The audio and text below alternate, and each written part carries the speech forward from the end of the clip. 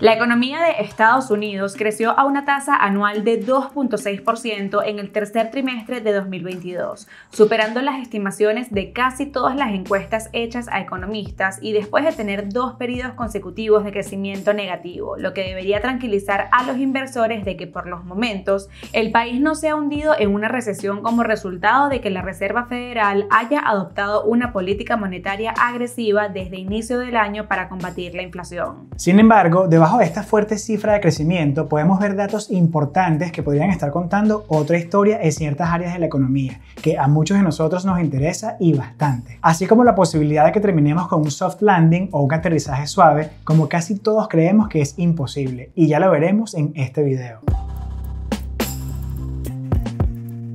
Hola a todos, somos André y Carlos y bienvenidos una vez más al canal. En estos momentos estamos en una situación en donde no se trata de si vamos o no a una recesión o cuándo va a ocurrir la misma, sino qué tan fuerte y dolorosa vaya a ser. Pues por los datos de este reporte del tercer trimestre del Producto Interno Bruto, pareciera que no va a ser una recesión tan fuerte y dolorosa y que más bien nos vamos a ir moviendo lentamente a medida que la Fed siga haciendo sus incrementos, lo cual podría ser un alivio para muchas personas. Solo no olvidemos que estos ajustes en la política monetaria tienden a dar un resultado con retraso.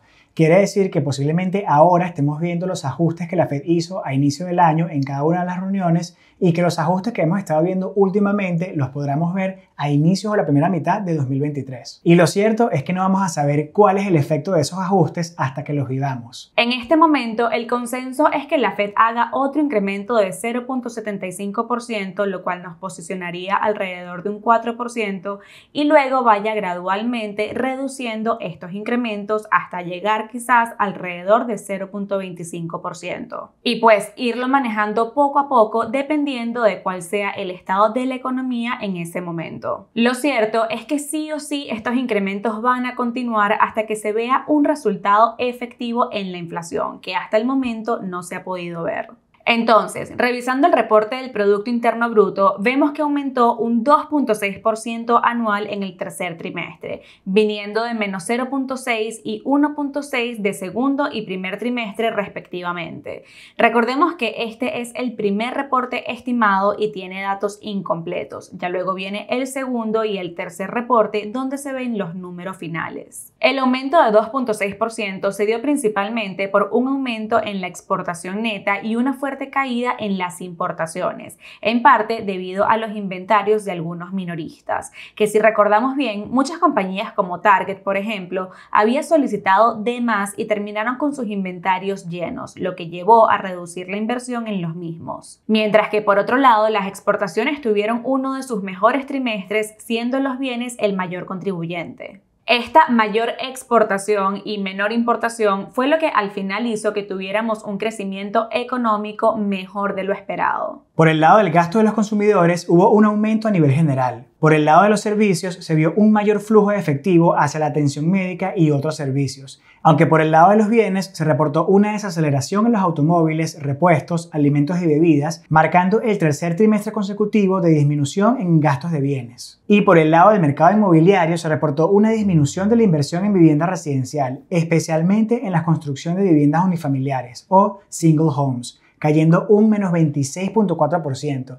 la mayor caída desde el segundo trimestre de 2020, lo cual representa aproximadamente un 1.4% de crecimiento del Producto Interno Bruto. Tomando estos datos en cuenta, podemos ver que el crecimiento del Producto Interno Bruto efectivamente vino en su mayoría por un crecimiento en las exportaciones y una menor importación, dando un resultado neto positivo e inusualmente alto para un país como Estados Unidos. Mientras que los gastos del consumidor, que representa una mayor parte del Producto Interno Bruto, fueron en su mayoría datos negativos, tanto para los bienes como para los servicios, así como para el mercado inmobiliario. Ellen Stegner de Morgan Stanley dijo que esperan que el tercer trimestre de 2022 marque el pico en el crecimiento trimestral, ya que el efecto acumulativo de una política monetaria más estricta comienza a empujar el crecimiento por debajo del potencial. El banco espera ver un crecimiento en el cuarto trimestre de 0.8%. Y lo cierto es que parece poco probable que las exportaciones netas proporcionen un impulso tan grande en el próximo trimestre, considerando que el dólar ha seguido fortaleciéndose